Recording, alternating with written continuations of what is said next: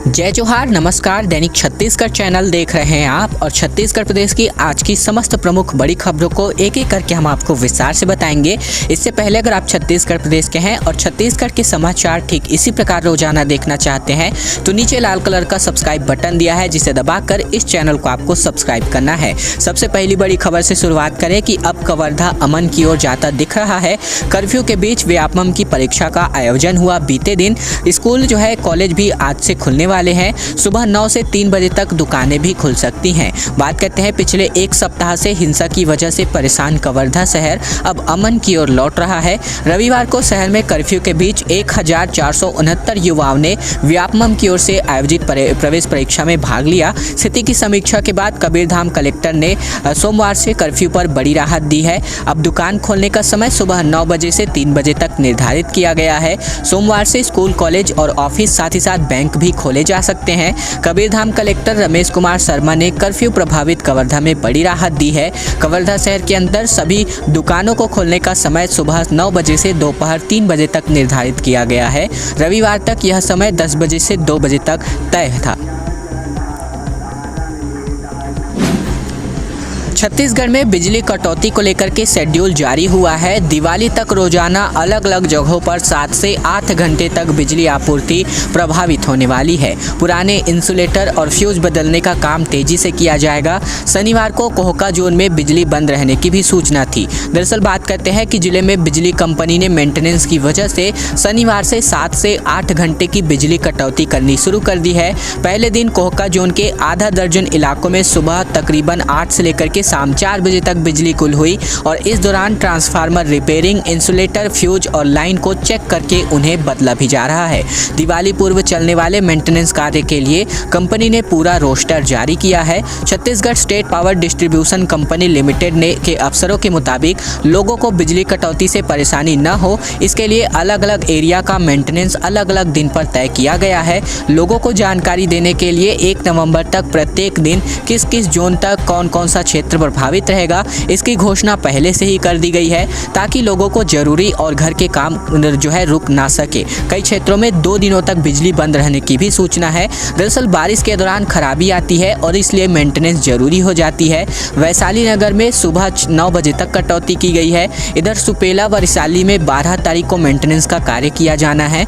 ग्रामीण क्षेत्रों में सुबह 9 से लेकर के शाम 4:30 बजे तक बिजली बंद रहने की भी सूचना है। इधर खबर ये भी है कि ये सिर्फ बिजली कटौती जो है अकेले भिलाई जिले के लिए शेड्यूल रोस्टर जारी हुआ है। कोरोना काल के दरमियान बने छत्तीसगढ़ में 2,58,000 बीपीएल कार्ड। गरीबी रेखा राशन कार्ड बनवाने में रायपुर पहले तो वही बिलासपुर रहा दूसरे नंबर पर।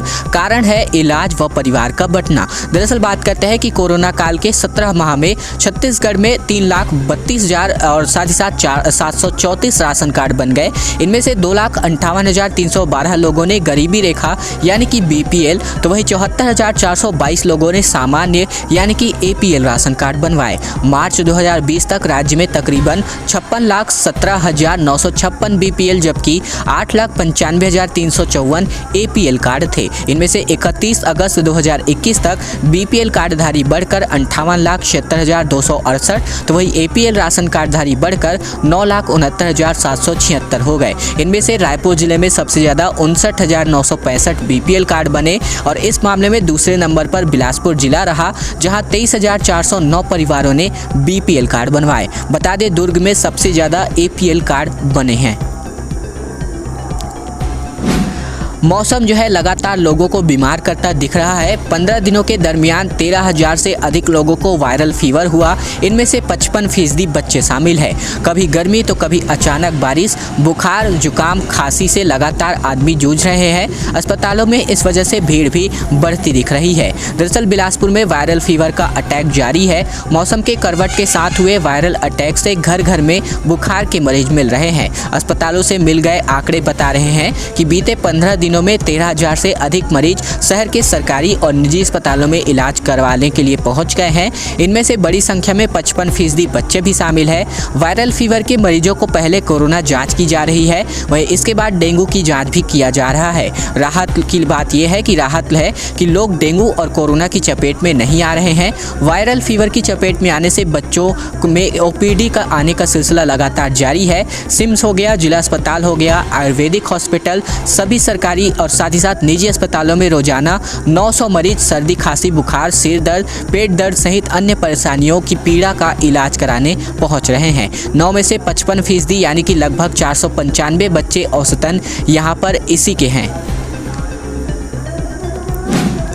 एक अच्छी खबर है कि जो है प्रदेश में जल्द ही पटवारी बनने वालों के लिए सुनहरा मौका है। छत्तीसगढ़ में 301 पदों पर भर्ती होने वाली है। दरअसल बात करते हैं कि नौकरी का इंतजार कर रहे युवा बेरोजगारों के लिए एक अच्छी खबर आ रही है कि राजस्व विभाग में पटवारियों के 301 पदों पर भर्ती होगी। राजस्व विभाग ने वित्त विभाग को पटवारियों के 804 रिक्त पदों को भरने के लिए प्रस्ताव बनाकर भेजा था। इनमें से 301 पदों पर नियुक्तियों की मंजूरी मिल गई है। राजस्व विभाग की सचिव रीता सांडिल्य के मुताबिक विभाग जो है व्यापमं के जरिए भर्ती कराएगा। भर्ती के लिए जो भी परीक्षा आदि की जानकारी है, इसका एक प्रस्ताव जल्द ही व्यापमं को भेजा जाएगा और माना जा रहा है कि इस भर्ती के लिए लिखित परीक्षा नए साल में होगी। छत्तीसगढ़ व्यापमं पटवारी भर्ती परीक्षा 2021 के लिए योग्य एवं इच्छुक अभ्यर्थी जो विभाग द्वारा निर्धारित शैक्षणिक योग्यता की पात्रता रखते हैं, उनमें अंतिम तिथि से पूर्व स्वीजी व्यापमं की ऑफिशियल वेबसाइट के माध्यम से पटवारी का फॉर्म ऑनलाइन प्रस्तुत कर सकते हैं। टीचर्स ने दे रखी है नक्सली बनने की चेतावनी। राजधानी में जुटे हैं 2 साल से पोस्टिंग की राह देख रहे चयनित शिक्षक। कहा मेरिट में आने के बाद भी इनको नौकरी नहीं मिल पा रही है, इसलिए ये ख्याल आता है। दरअसल बात करते हैं कि छत्तीसगढ़ के शिक्षक बेरोजगारी से इस कदर परेशान है कि अब नक्सली बनने का ख्याल इनके मन में आ रहा है। ऐसी ही बातें लिखे पोस्टर को लेकर बस्तर और सरगुजा संभाग के सैकड़ों शिक्षक रायपुर पहुंचे हुए हैं। बच्चों को पढ़ाकर उनका भविष्य बनाने का सपना लिए आंखों में अब बेरोजगारी के आंसू है, इसलिए मन में हथियार उठाने की चाहत पनप रही है। अब पिछले कुछ दिनों से रायपुर में धरना दे रहे हैं और सरकार से लगातार इस बात की डिमांड कर रहे हैं कि इन्हें रोजगार दिया जाए। यह सभी शिक्षक साल 2019 में आयोजित भर्ती परीक्षा में सिलेक्शन को क्लियर कर चुके हैं। किसी को राज्य में टॉप 5 में जगह मिली है तो किसी ने टॉप 10 में अच्छी रैंक हासिल की है। इसके बाद भी इनकी पोस्टिंग नहीं दी जा रही है। सिलेक्शन हो जाने के बाद भी सरकारी दफ्तर में इन्हें चक्कर लगाने पड़ रहे हैं और अफसरों की खरी खोटी भी लगातार इनको सुननी पड़ रही है। जबकि युवकों का दावा है कि जानबूझकर हमें परेशान किया जा रहा है। अब तंग आकर प्रशिक्षित डीएड बीएड संघ के बैनर तले इस आंदोलन को शुरू किया गया है। अपडेट कर देते हैं हम आपको लौटते हुए मानसून के बारे में। दरअसल मध्य दक्षिणी छत्तीसगढ़ से अब वापसी मानसून की जल्द ही होने वाली है।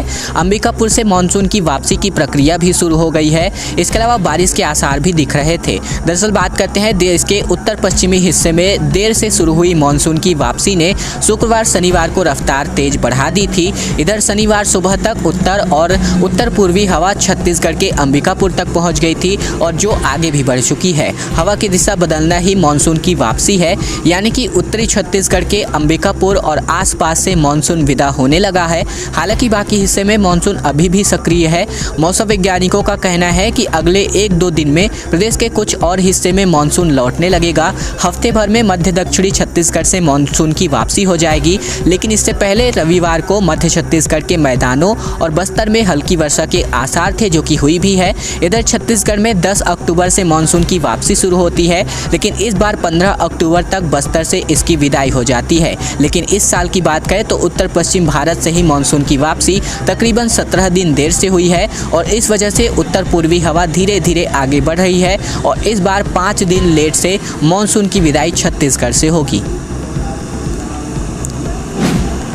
साल 2022 के लिए छुट्टियों का कैलेंडर सरकार द्वारा जारी किया गया है। अगले साल 7 सामान्य छुट्टियां रविवार को पड़ने वाली है। सरकारी कर्मचारियों का 20 दिन का त्योहारी अवकाश इनको मिलने वाला है। दरअसल बात करते हैं कि राज्य सरकार ने साल 2022 के लिए छुट्टियों का कैलेंडर जारी कर दिया है। इसके मुताबिक अगले साल जो है 7 सामान्य छुट्टियां रविवार को पड़ रही हैं। इसकी वजह से अलग से अवकाश नहीं दिया जाएगा। इस साल केवल 4 छुट्टियां रविवार को पड़ी थी। दरअसल साल 2022 में सरकारी कर्मचारियों को 20 दिन का त्योहारी अवकाश मिलेगा। सामान्य प्रशासन विभाग की ओर से शनिवार को जारी अधिसूचना के मुताबिक 2022 में 10 अप्रैल को रामनवमी, 10 जुलाई को बकरीद, 9 अक्टूबर को मिलाद-उन-नबी और 30 अक्टूबर को छठ पूजा, 25 दिसंबर को क्रिसमस रविवार को पड़ रहा है।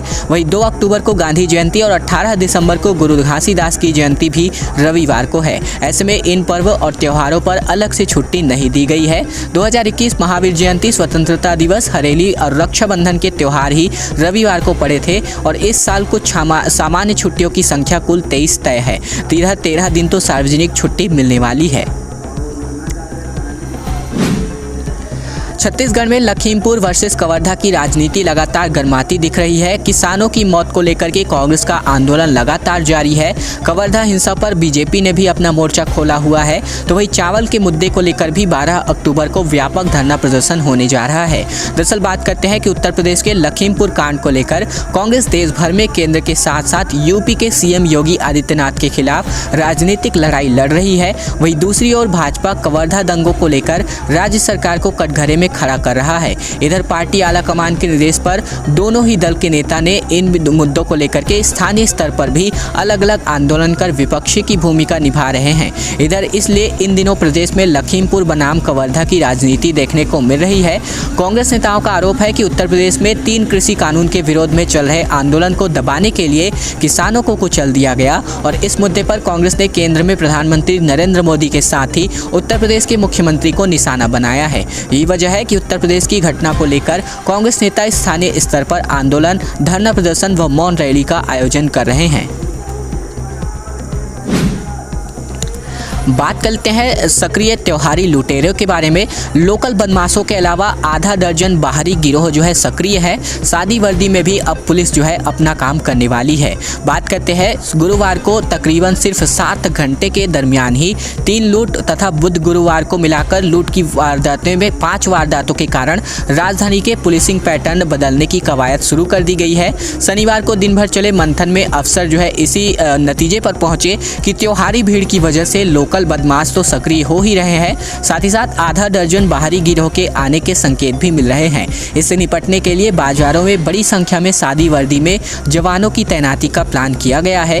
यही नहीं, पुलिस प्रशासन के जितने भी कैमरे हैं सबका फोकस बाजारों या फिर सड़कों की ओर किया जा रहा है ताकि वारदात के बाद भागने वालों का कहीं न कहीं फुटेज मिल सके, जिससे पहचान भी हो सके। रायपुर में गुरुवार को शाम से रात तक तकरीबन केवल 7 घंटे के दरमियान ही केनाल रोड बस स्टैंड से आगे तथा जेल रोड पर अंबेडकर अस्पताल के सामने बाइक से आए लुटेरे लोगों का मोबाइल झपटकर भाग निकले। ऐसी 2 वारदातें बुधवार को भी हुई। 5 के फुटेज मिल रहे हैं और जिन गाड़ियों से वारदात की गई है उनका पता ठिकाना भी पुलिस को मिला है। हालांकि अभी तक लुटेरे पकड़े नहीं जा सके हैं, इसलिए पुलिस अपना जो है पैटर्न बदलने जा रही है। दोस्तों, अगली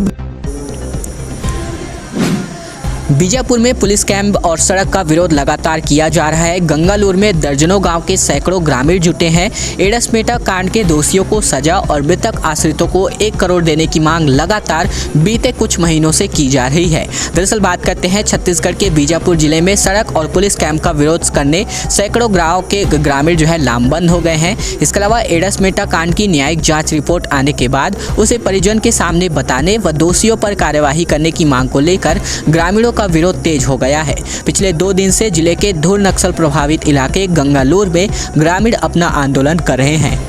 आंदोलन कर रहे ग्रामीणों ने कहा है कि एडसमेटा सहित बस्तर में हुए सभी नरसंहारों में मृतकों के परिजनों को 1-1 करोड़ व घायलों को 50-50 लाख रुपए का मुआवजा सरकार को देना चाहिए, नहीं तो हम इसी तरह के आंदोलन करते रहेंगे। ग्रामीणों ने यह भी कहा है कि पुसनार मनकेली में सुरक्षा बलों का कैंप व सीसी सड़क प्रस्तावित है। यदि यहाँ पर कैंप खुलता है और सड़कें बनती है तो पुलिस गाँव-गाँव में घुसेगी, ग्रामीणों को परेशान करेगी।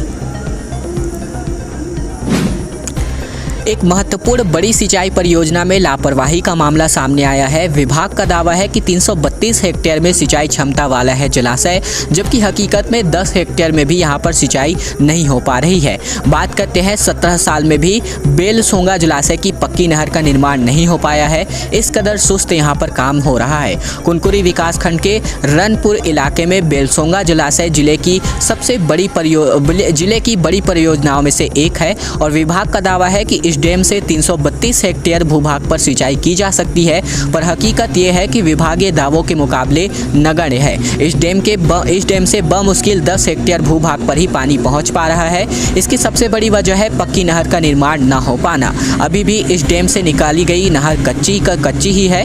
डैम से पानी कच्ची नहर की क्षमता के अनुसार छोड़ा जाता है, जिससे किसानों को सिंचाई की सुविधा का लाभ नहीं मिल पा रहा है। वही किसान भी इस डैम का लाभ नहीं ले पा रहे हैं, जिनके खेत डैम के नज़दीक इलाकों में है। क्षेत्र के किसान की पानी की समस्या को देखते हुए जल संसाधन विभाग ने साल 2003 में बेलसोंगा जलाशय का निर्माण शुरू कराया था और अब जो है साल 2021 के चलने को है, लेकिन फिर भी अब इस जलाशय को बनने में तकरीबन 10 साल लग गए थे। रुक कर काम हुए और अब जाकर भी इस जलाशय के पक्की नहर का काम जो है पूर्ण नहीं हो पाया है। अच्छी खबर यहाँ पर यह है कि मुख्यमंत्री ने कृषि कॉलेज भवन का वर्चुअली लोकार्पण किया है। मुख्यमंत्री भूपेश बघेल ने कृषि महाविद्यालय अनुसंधान केंद्र रायगढ़ के नवनिर्मित महाविद्यालय भवन, बालक छात्रावास भवन, कन्या छात्रावास भवन एवं नवनिर्मित क्लासरूम का वर्चुअली रूप से उद्घाटन किया। इस मौके पर कृषि मंत्री रविंद्र चौबे भी उपस्थित थे। मुख्यमंत्री ने इस अवसर पर अखिल भारतीय समन्वित मसाला अनुसंधान परियोजना रायगढ़ द्वारा विकसित नवीन करायत मसाला फसल के किस्म छत्तीसगढ़ करायत वन को भी प्रस्तावित किया है। और अब आज की अंतिम बड़ी खबर है। कवर्धा में पूर्व सीएम डॉक्टर रमन सिंह ने कहा, जहां कभी धारा 144 नहीं लगाई गई, वहां 3 साल में ऐसी परिस्थिति क्यों निर्मित हुई। दरअसल बात करते हैं कि छत्तीसगढ़ के पूर्व मुख्यमंत्री डॉक्टर रमन सिंह कवर्धा रवाना हुए हैं। कवर्धा रवाना होने से पहले पूर्व मुख्यमंत्री डॉक्टर रमन सिंह ने मीडिया से बातचीत के दौरान कहा कि कवर्धा को शांति का टापू कहा जाता है और इस तरह की परिस्थिति आखिरकार इन 3 सालों में क्यों निर्मित हुई। कांग्रेस के सत्ता में आने के बाद कवर्धा में विस्फोटक जैसी स्थिति निर्मित हुई है। वहां धारा 144 कभी भी नहीं लगाई गई थी। लोगों ने इस बात की जानकारी लेने की कोशिश करूंगा। घटना के बाद से वजह जानने का प्रयास करूंगा कि ऐसी परिस्थितियां आखिरकार निर्मित क्यों हुई है। और आज की खबरों का सिलसिला बस ये तक का था। वीडियो पसंद आए तो वीडियो को लाइक करना बिल्कुल मत भूलेगा। नीचे लाल कलर का सब्सक्राइब बटन भी दिया है, जिसे दबाकर इस चैनल को आपको सब्सक्राइब कर लेना है, ताकि प्रतिदिन की महत्वपूर्ण खबरें छत्तीसगढ़ के समाचार ठीक इसी प्रकार हम आप तक रोजाना पहुंचा सकें।